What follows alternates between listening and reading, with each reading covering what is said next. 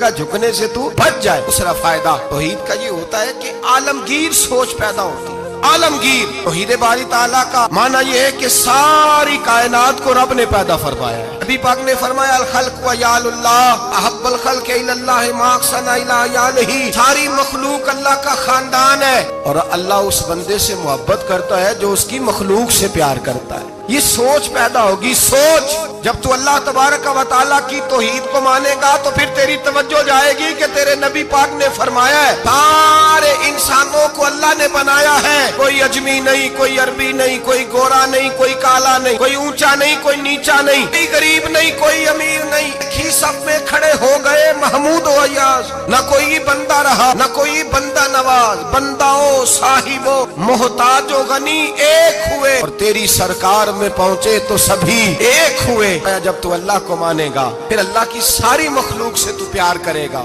پھر تو بندوں کی طرف سے بے نیاز ہو جائے۔ بندے کیا کہتے ہیں، وہ کیا سوچتے ہیں، تیری تعریف کرے تب بھی پرواہ نہیں، تنقید کرے تب بھی پرواہ نہیں، اس لیے کہ تیری توجہ رب تعالیٰ کی طرف ہو گئی۔ تو اللہ سے اجر لینا چاہتا ہے، اب تو اللہ تبارک و تعالیٰ کی بارگاہ سے اجر لینا چاہتا ہے، تیرا سارا خیال رب کریم کی طرف چلا گیا۔ اب تو یہی کہے گا بس میرا رب راضی ہونا چاہیے، مخلوق سے پیار کرے گا، تو چھوٹے چھوٹے لوگوں سے محبت کرے گا، وشکشوئی کرے گا، غریب پروری کرے گا، اس لیے کہ تو سمجھتا ہے ساری مخلوق اللہ تبارک و تعالیٰ کی پیدا کردہ ہے، میں نے پیار کرنا۔ سلطان محمود غزنوی کے والد سبکتگین وہ کہتے ہیں میں بادشاہ نہیں تھا، شکار کا شوقین تھا، ایک عام آدمی تھا۔ میں جنگل میں گیا، ایک بکری کا بچہ میں نے اٹھایا، کہتے ہیں وہ بکری کا بچہ اٹھا کر کے میں نکلا اور میں شام قریب تھی، عصر سے تھوڑی دیر پہلے جنگل سے میں نے بکری کا بچہ شکار کیا اور میں اس کو لے کر کے نکلا، اربٹ گھوڑا دوڑایا کہ شام سے قبل جنگل سے نکل جاؤں۔ سبکتگین سلطان محمود غزنوی کے والد کہتے ہیں جب میں دوڑاتے ہوئے گھوڑا باہر آیا جنگل سے تو شام ہو گئی تھی، اندھیرا چھا گیا تھا۔ فرماتے میں سستانے کے لیے کہ تیز دوڑ کے آیا،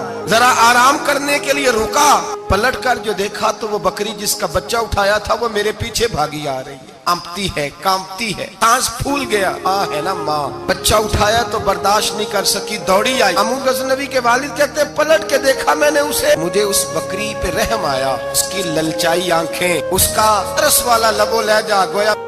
کر رہی ہے کہ میرا بچہ مجھے واپس کر دے۔ محمود غزنوی کے والد کہتے ہیں میں نے محنت سے ایک شکار ہاتھایا تھا لیکن اللہ کی مخلوق جان کے توحید باری تعالیٰ کا یہ ثمر نصیب ہوتا ہے۔ انسان چونٹی پہ بھی رحم کرتا ہے، انسان چونٹی پہ بھی رحم کرتا ہے، انسان چھوٹی چھوٹی مخلوق پہ بھی رحم کرتا ہے۔ میرا بچہ بھائی گاڑی کراس ہو رہی تھی، چھوٹا سا بچہ کتے کٹھا تھا، کوشش کی کہ اٹھ جائے، اٹھ گیا، لیکن اچانک جانے دوبارہ کیسے گاڑی سے آ ٹکرایا۔ پلٹ کر اس بچے کا چہرہ دیکھا جو گاڑی چلا رہا تھا، اس کی آنکھوں میں جب میں نے پریشانی دیکھی اور اس کے چہرے کے اندر جب میں نے وہ خاص چاہے چند لمحے کے لیے ہی کیوں نہ ہو، 2 منٹ کے لیے کیوں نہ ہو، احساس پیدا ہوا کہ جب انسان رب کریم کو مانتا ہے تو پھر اس کی بے زبان اور آوارہ پھرنے والی مخلوق سے بھی پیار ہو جاتا ہے، پھر بلی سے، کتے سے اور چونٹی سے بھی محبت ہوتی ہے جب اللہ کی توحید کو مان۔ سلطان محمود غزنوی کے والد کہتے ہیں میں نے اس بچے کو چھوڑ دیا اور وہ بکری بچے کو لے کے جب گئی تو ایک دفعہ پلٹ کے میری طرف دیکھا، گویا ماں میرا شکریہ ادا کرنے لگی کہ تیری مہربانی، تو نے میرا بچہ لوٹا دی۔ میں صبح کا نکلا، شام خالی ہاتھ گھر لوٹا، لیکن جب بستر پہ سویا نا تو میرے مقدر ہی جاگ گئے، مجھے رسول پاک کا دیدار نصیب ہو گیا،